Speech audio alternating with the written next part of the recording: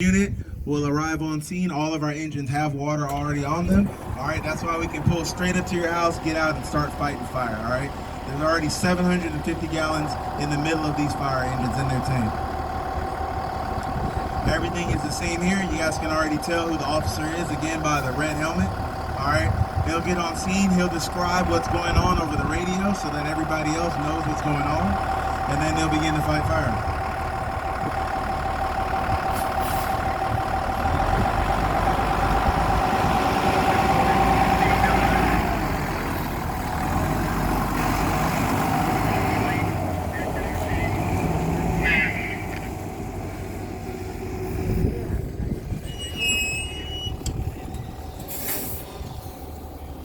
So we typically have multiple things going on. The first officer is giving out his commands, which is typically the fire attack, which is what he's getting done.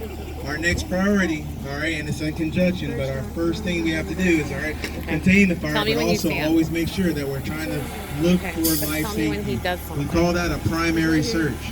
So as soon as we can get it done, we get a group of individuals assigned solely for going in to make sure that there is nobody in the house.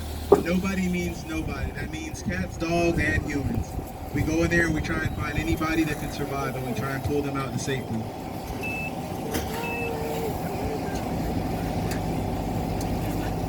So you can see them now putting on their full gear, which is their SCBA, their self-contained breathing apparatus. All right, they spend a lot of time practicing breathing on air. It is not an oxygen tank. Everybody always says, oh, it must be cool to walk around and breathe that oxygen. Oxygen is highly flammable. It would be like taking a bomb inside. So that is not an oxygen tank. People always ask us that. It's just regular compressed air. So they're getting ready to go in.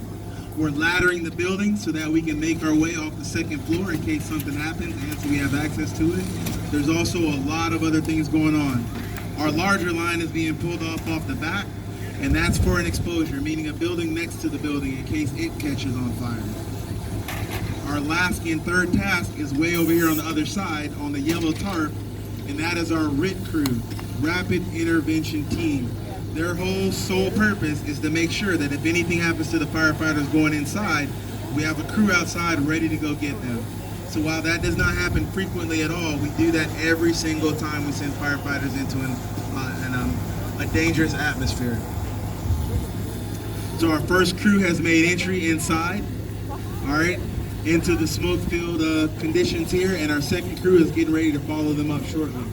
Also, if you notice, above, this is not just done for you. We do have drones in the county, and we fly them overhead.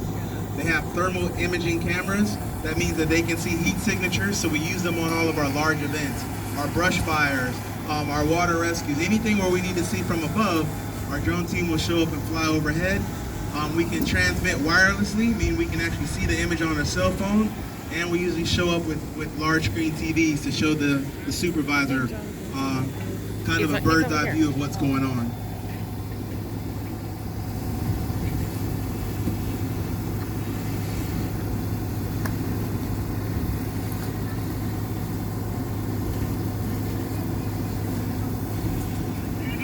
Command, we got water on the fire. Back bedroom, there's some rooming content. Water on the fire. So what I got from the inside is that they have water on the fire, which is what you would want to know, and that it's a bedroom fire. So typically the lieutenant stays outside, and your brand new firefighter is going to have to communicate what's going on inside to the officer outside. So there's a lot of trust being placed on their training very early on, because the lieutenant will be outside commanding the scene.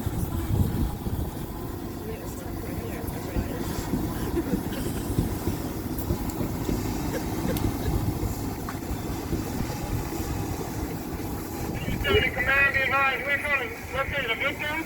We're coming off Flight Alpha with one victim. So they've just let me know they've located one patient, and they'll be bringing them out of the front side of the building, which they call Alpha.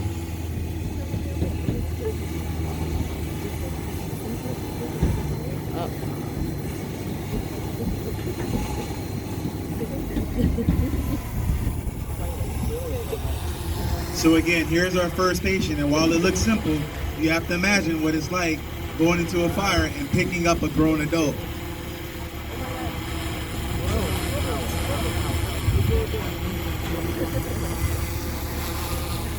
which are the heavy ones probably. So again, there's got to be that continuous care. So when we pull them out, they're still a patient. So at that point, like we always tell them, you want to do the exciting stuff, but now it's time for EMS. So here, we can simply lay the dummy on the ground, but in reality, we have to take care of this patient now. They have to deal with the smoke inhalation. We have to get them to the hospital. So it's never over until the patient is truly taken care of. So when they finish their search, they'll give the call that the primary is all clear. All right, that means we've searched the building, all right, and now we can just concentrate on making sure that the fire is out. So their first assignment is done at this time. They'll take a rest and they'll make themselves available for any other assignment.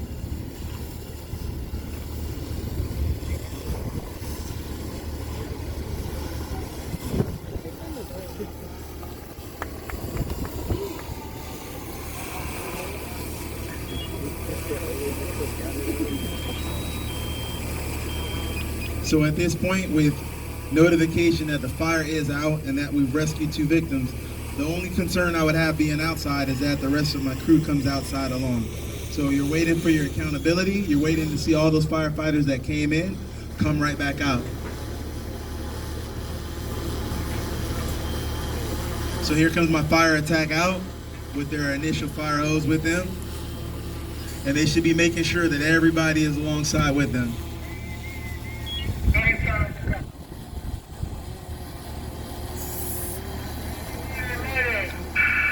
Firefighter David, I got service for my crew. I am lost in the building. I was on fire attack. I believe I'm on the Charlie quadrant inside the structure. So what we just heard is a call nobody ever wants to hear, and that's a simulated Mayday. So you'll hear the call of Mayday said 3 times.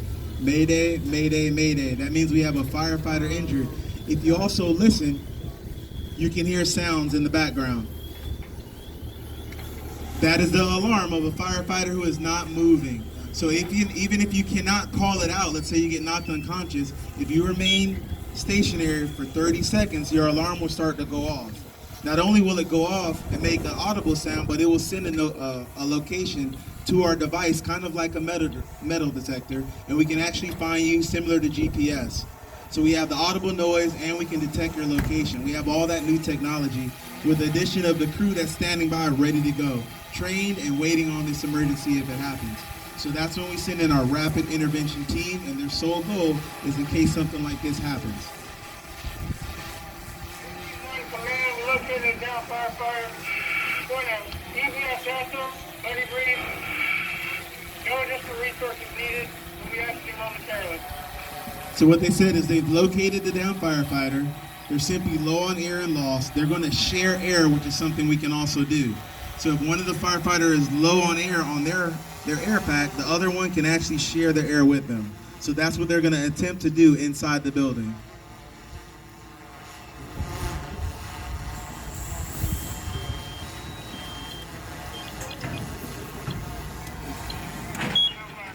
So due to the terrible acting, I'm going to make the assumption that this is our down firefighter that's being escorted out. Definitely worth some Chicago fire acting there, which is terrible, but I like it.